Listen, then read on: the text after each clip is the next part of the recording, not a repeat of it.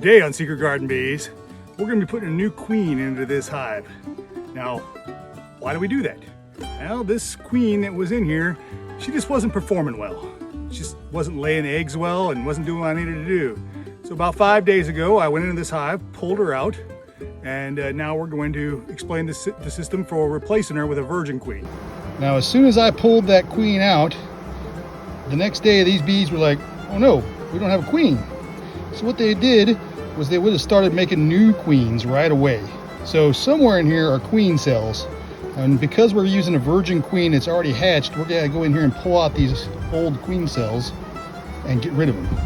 Otherwise, the new queen just won't take, and they'll ball her up and kill her. So right there is what we're looking for. That's a queen cell right there. And there's another tiny one beside it. So what we'll do is we'll just take our hive tool and knock that thing off, and we'll keep looking for more of them. So that right there is what we're looking for. That's a queen cell. There's another one right here, and there's another one right here. And what we'll do is we'll just take our hive tool and get rid of them. Oh, you can see the queen in there where they were feeding that larva royal jelly.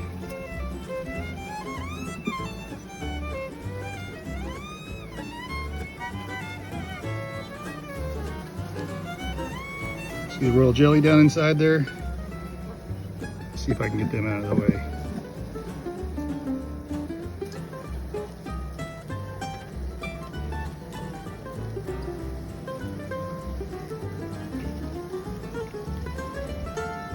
That white stuff is the royal jelly.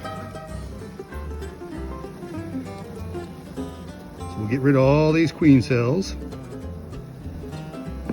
Now, another way to use these queen cells would have been to pull the whole frame out and put it in a new hive, and we could have made a nuke out of it, but I just don't have the resources to do that right now.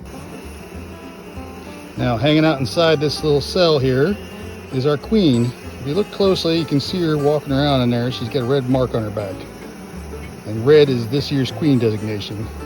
She's a virgin queen. Now, what that means is she hasn't gone out and flown on her mating flight yet. So she doesn't put out pheromones to take over the hive, which is why we had to kill those queen cells. So there's candy here in the end that the bees will eat through in about 3 days, and then she'll go on her mating flight and come back, and then she should own the hive. Now all we do is nestle her down inside there. Squeeze these frames together a little bit to hold her. And then we close this hive up. And they've still got lots of feed, which is good because fat bees are happy bees.